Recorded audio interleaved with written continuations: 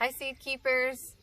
Here we are at the end of the week in our closing circle, and today we're going to open with our spring song, and then we're going to talk a little bit about cooking and the different things that we can find and discover in our yard that we can cook over a fire in our kitchens. And today we'll be showing you how to cook over a fire.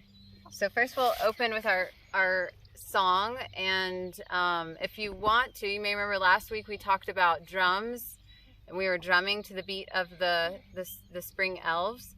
So if you want to, you could find a couple sticks in your yard. I have 2 sticks here that make a nice sound, nice drumstick sound when we hit them together. So if you want to keep the beat with me, we'll sing this song. When the elves go marching down with the flowers they have found, with the seed sacks on their backs, they march in boots of black. When the warm sun shines over oak and pine, they dance and work and sing. When the seeds are sown and then they're grown, they celebrate the spring. When the elves go marching round with the flowers they have found, with the seed sacks on their backs, they march in boots of black. When the warm sun shines over oak and pine, they dance and work and sing. When the seeds are sown and then they're grown, they celebrate the spring. They celebrate the spring. They celebrate the spring. So here we have Rue, who came and poked his head in one of the videos you might remember to say hello. Oh, he's talking. So today we're going to see if the chickens might have left us a surprise, a gift of eggs. And if we can discover some eggs, we might also go and look for some wild greens, some henbit and purple dead nettle. And once we create our fire, we'll cook our greens and any eggs that we find over the fire. What do you all think? Do you see any in there? Let's count them. 1, 2, 3. Beautiful eggs. Okay, so now that we discovered some beautiful eggs that the chickens gifted us, we're going to go out and see if we can find any wild greens in the yard. So I'm going to bring my scissors, my basket, and something to cover the greens with so that they will be less likely to wilt. So make sure that you ask your parent or grandparent, whoever you're with, about using the scissors, and they might want to go with you. And what we can look for are the purple dead nettle or the henbit, which we talked about 2 weeks ago. We did a little comparison of the two. They both have small purple flowers. So if you want to pause your video and go look out in your yard, you're welcome to do that. And I'm going to go look out and see what's in my yard right now. So over here I see a beautiful patch of wildflowers. And if we look really closely, we'll see those tiny purple flowers. So I'll harvest some of these purple dead nettle.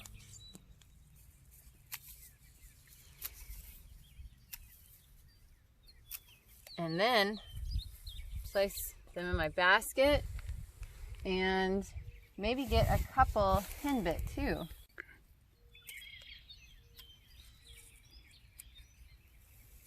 And once you have enough, you can cover it up with your cloth or a lid, something to keep it from wilting, and we'll bring it back over to where we're going to start our fire. So now we're going to see if we can have a fire over here to cook our greens and our eggs. So I have the pieces of my bow drill set, which those of you that go to Seed Keepers will remember the days we've pulled the bow drill out, and you've most of you have given it a try. So we have our pieces that you all will remember, our bow, which allows us to grip and move the spindle back and forth. We have our spindles, which come from the branches of trees, and I've shaped them with my knife to create points on each end. One that will go into our board, which is the 3rd piece, and one that will allow the rock to sit on top. The spindle will fit into the rock, just like that. So we're going to start with those pieces, and I just want to show you before this was split, to make it look like it does now, it was just a piece of the trunk of a tree, and then we split it down the middle. And all of these holes are different fires that I've bow drilled, and so eventually the spindle gets low and you start a new hole. So I'm working on this hole right here. You can see it doesn't have a trench yet. The trench is this part right here. So this one doesn't have a trench yet, so I'm going to go ahead and bow drill into the hole and get it a little bit deeper, and then I'll create the trench.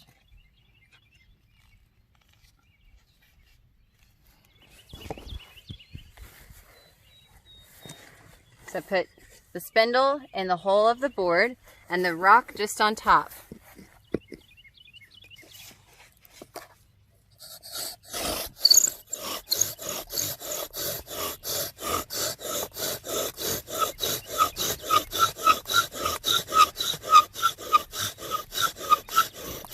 You all can see the punk that's forming on the rim of the circle.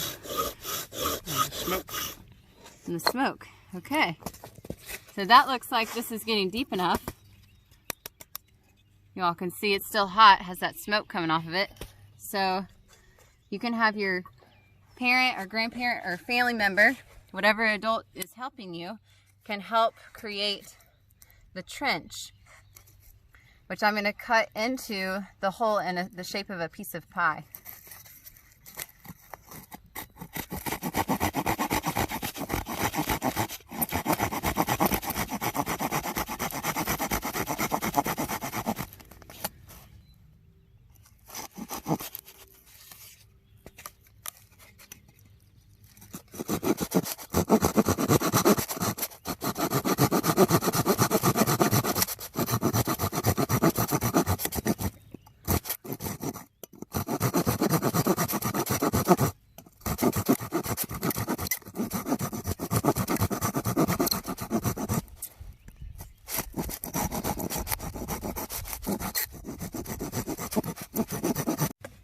All right, so we've got our trench and our hole is ready. So I'm going to put my spindle into the hole, put my rock on top, and now I'm bow drilling to gather this little powder that falls through the hole in hopes of getting a little ember.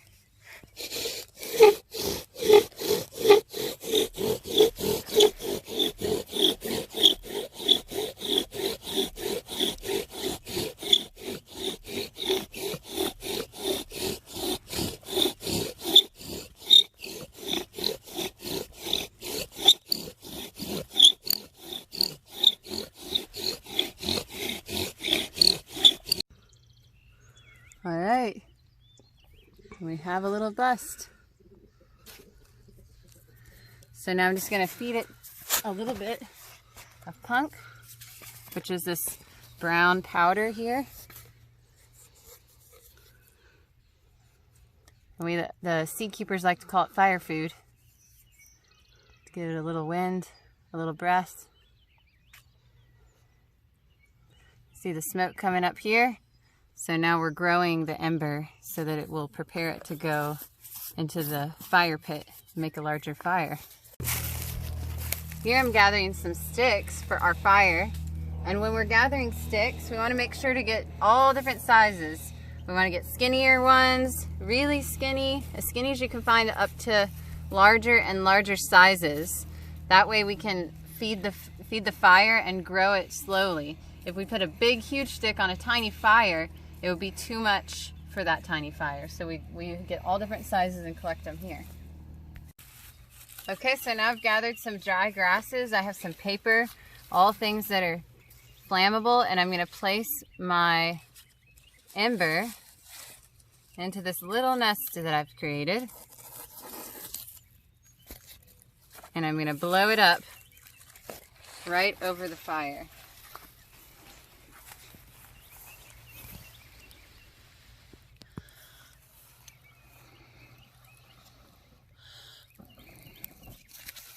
And there it goes. We'll place it in our fire and then start to feed it with some more paper, some little tiny sticks. and we'll slowly grow our fire up to cook over.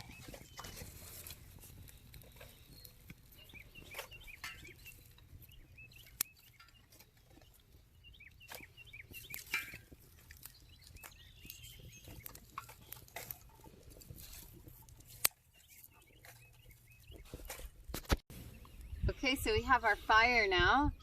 We've built it up, and so we're going to use this grate and put it right over the top. And now I have some eggs that have been collected over the past few days. You can see some of these different colors. Different chickens make different eggs, and their shapes and colors are all different. So we're going to use, I'm just going to pick one. And I'm going to go ahead and put some oil.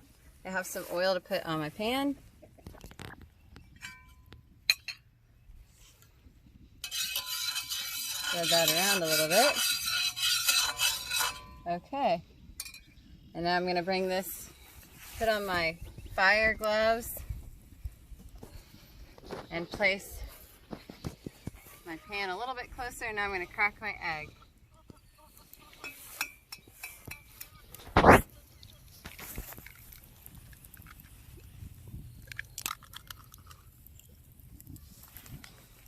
Okay, put it on our fire.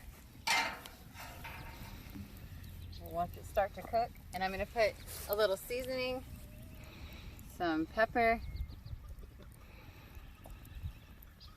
and some salt.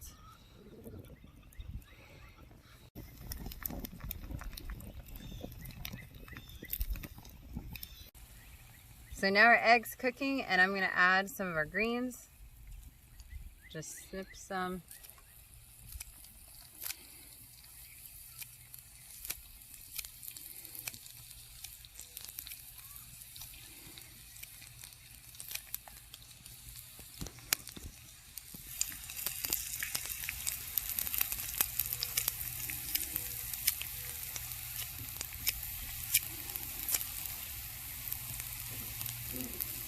And a little more salt.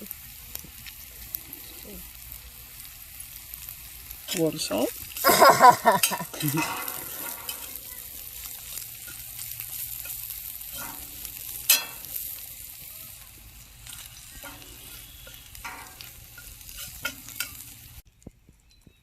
Okay, so our egg is getting close now. Yep, I think it's ready, and our greens look good. They've softened. So I'm going to go ahead and take it off the fire, and I'll put it on our plate.